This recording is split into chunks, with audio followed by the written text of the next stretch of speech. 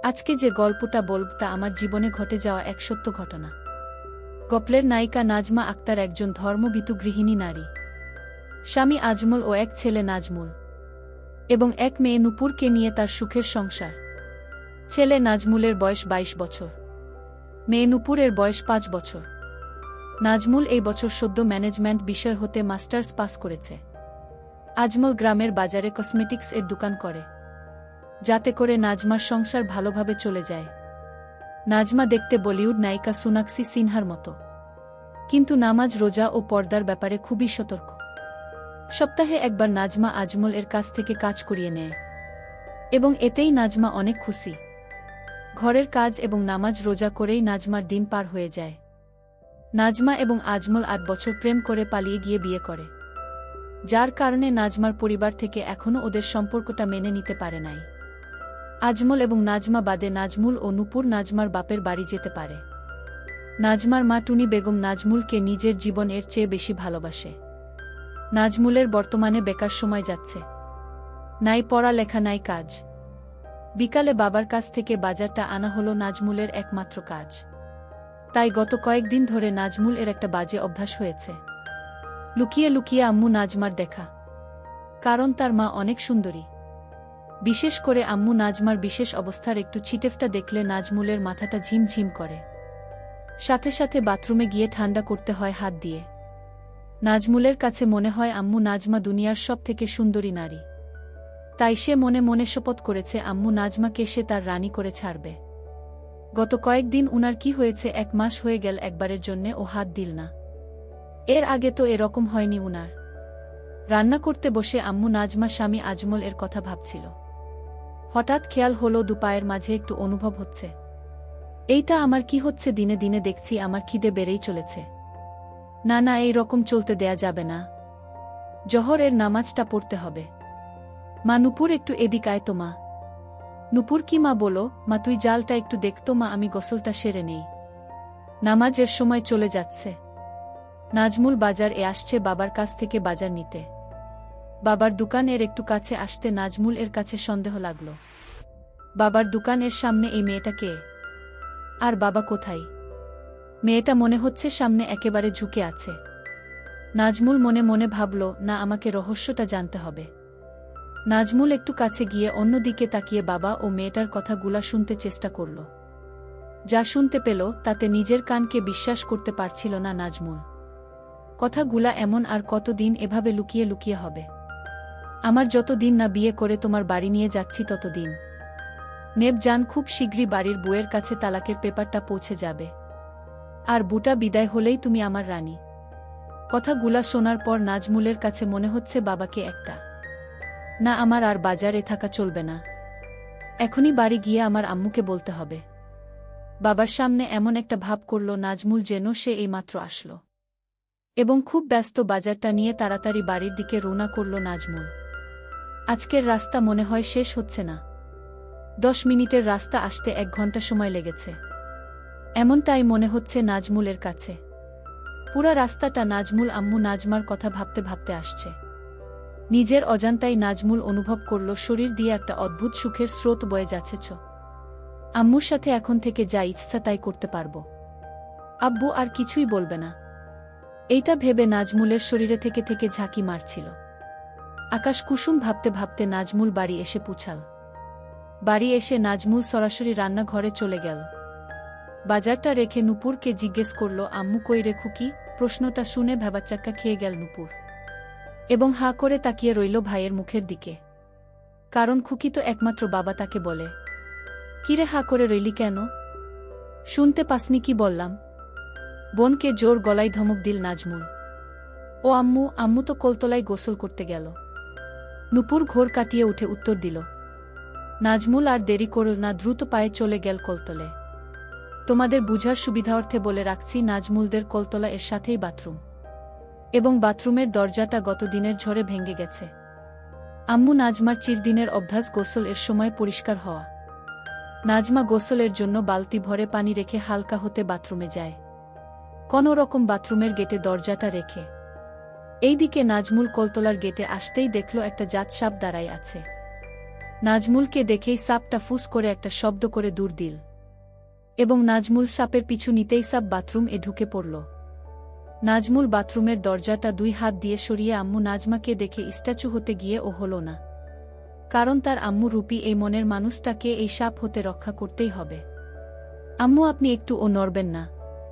একদম বিচলিত না হয়ে আম্মু নাজমাকে আদেশ করল নাজমুল, এবং 2 হাতে বাথরুমের দরজাটা ধরে আম্মু এবং সাপের মাঝে ছুঁড়ে মারল। সাথে সাথে সাপটা পালিয়ে গেল। সাপের উপর হতে নজর সরিয়ে আম্মুর দিকে তাকাতেই নাজমুল দেখল আম্মু নাজমা টলে পড়ছে। হাই হাই, আম্মু তো দেখি জ্ঞান হারাচ্ছে।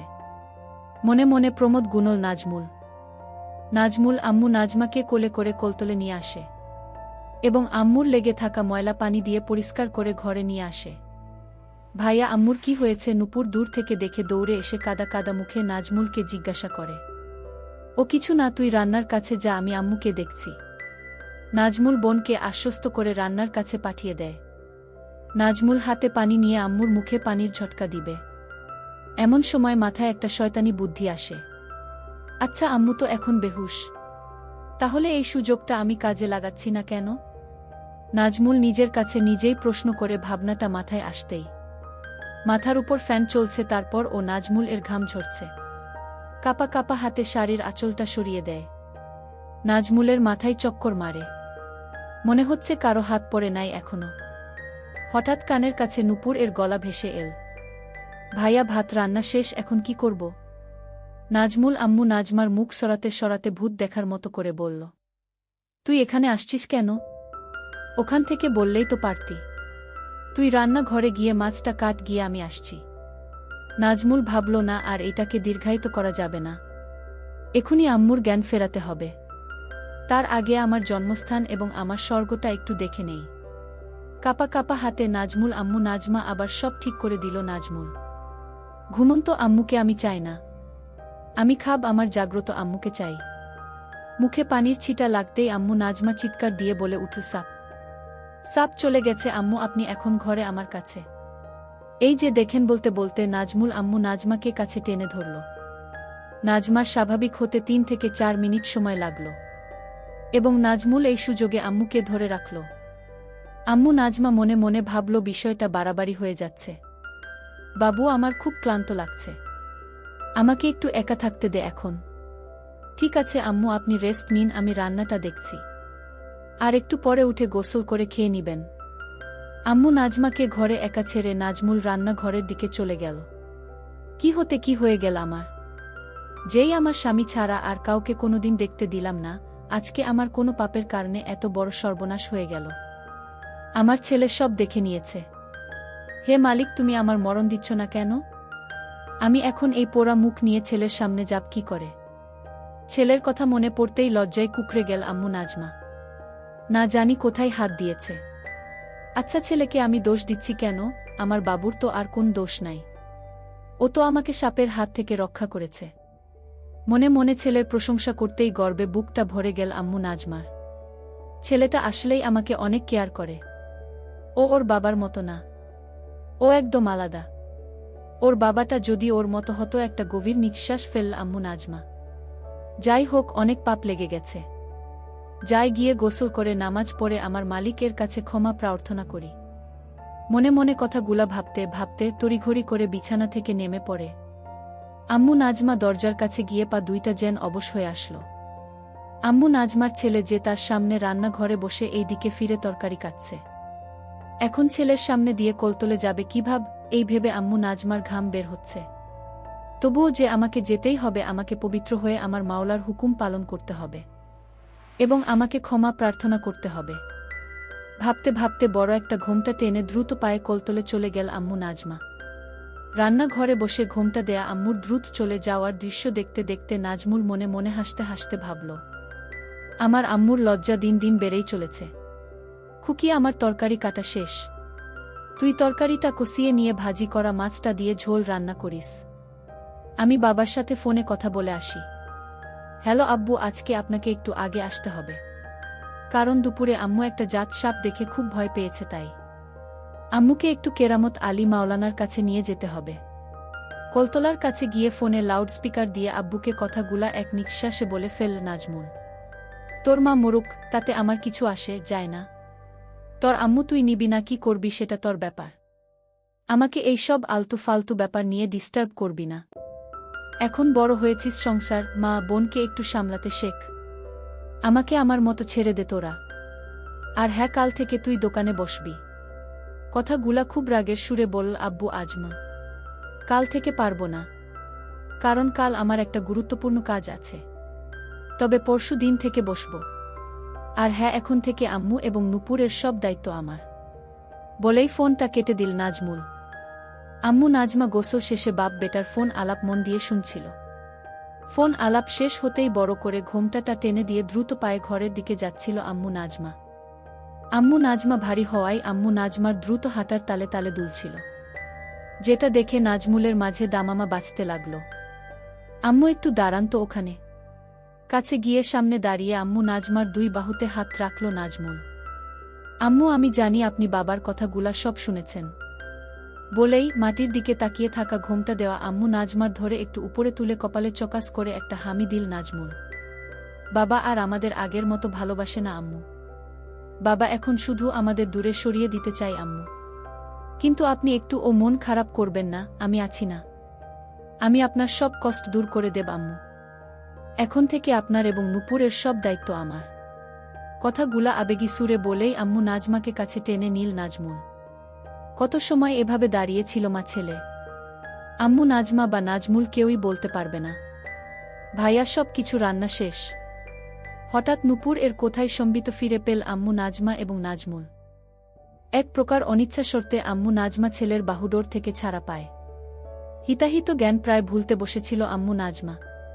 সম্বিত ফিরে পেতেই এক রাস আম্মু নাজমাকে ঘিরে ধরল। ছি, আমার ছেলে আমাকে এভাবে ধরে। ছি, আমি আর ভাবতে পারছি না। এক প্রকার দৌড়ে ঘরে গিয়ে নামাজ দাঁড়িয়ে পড়ল আম্মু নাজমা। আম্মু, মাগরিবের নামাজের পরে রেডি থাইকেন, আপনাকে নিয়ে একটু কেরামত আলী মাওলানার কাছে যাব। আম্মু নাজমার দৌড়ে পালানোর দৃশ্য দেখতে দেখতে মুচকি হেসে বলল নাজমুল। ভাইয়া খেতে আস, আম্মু ডাকে। আসছি। নাজমুল এর ঘর থেকে উত্তর দেই নাজমুল। আম্মু, তাড়াতাড়ি খেয়ে ঘুমিয়ে পড়ো, আমি আর তোমার ভাইয়া একটু হুজুরের কাছে যাব। খেতে খেতে মেয়ে নূপুরকে তাগাদা দেই আম্মু নাজমা। বাড়ির বাইরে কোথাও যেতে চায় না আম্মু নাজমা। কিন্তু কেরামত আলী মাওলানার কাছে যেতে কখনো না করে না। নাজমুলদের বাড়িতে সবাই মাটিতে বসে খায়। আম্মু নাজমা এবং নাজমুল মুখোমুখি বসে খাচ্ছে। ঝুঁকে মাটিতে বসে খাওয়ার জন্য আঁচলটা একটু গেছে। আম্মু কি বোরখা পরে যাবেন? ইঙ্গিতটা আম্মু নাজমা বুঝতে পারে। তাড়াতাড়ি আঁচল ঠিক করতে করতে, না বাবা, বোরখা পাপ কোথায়? তোর বাপ কি আর বোরখা কিনে দিয়েছে আমাকে? আগের বোরখাটা ছিঁড়ে যেতেই কতবার বললাম একটা বোরখা কিনে দাও, দিল না কিনে, তার নাকি টাকাই থাকে না। অনুযোগের সুরে বলল আম্মু নাজমা, গু আমি কিনে দেব, আজকে শাড়ি পরেই চলেন। আম্মু নাজমার অপাদ মস্তক দেখতে দেখতে বলল নাজমুল। খাওয়া দাওয়ার পাট চুকিয়ে নিয়ে নাজমুল তার নিজের ঘরে এসে রেডি হয়ে নিল। আম্মু নাজমা মেয়ে নূপুরকে ঘুম পাড়িয়ে রেখে আয়নার সামনে দাঁড়িয়ে চোখে একটু কাজল দিয়ে নিল, আর একটু আতর মেখে নিল। এই আতর আর কাজল ছাড়া কোনো প্রসাধনী ব্যবহার করে না আম্মু নাজমা। আম্মু নাজমা দরজার শিকল টেনে তালাটা লাগিয়ে ঘুরতেই দেখল নাজমুল ভ্যাবলার মতো হা করে তাকিয়ে রয়েছে। একেবারে অপ্সরীর মতো লাগছে আম্মু নাজমাকে। নিজের নিয়ন্ত্রণ হারিয়ে ফেলেছে নাজমুল। মনে মনে ভাবল, আজ যেভাবেই হোক আম্মুকে কাজ করে দিতে হবে।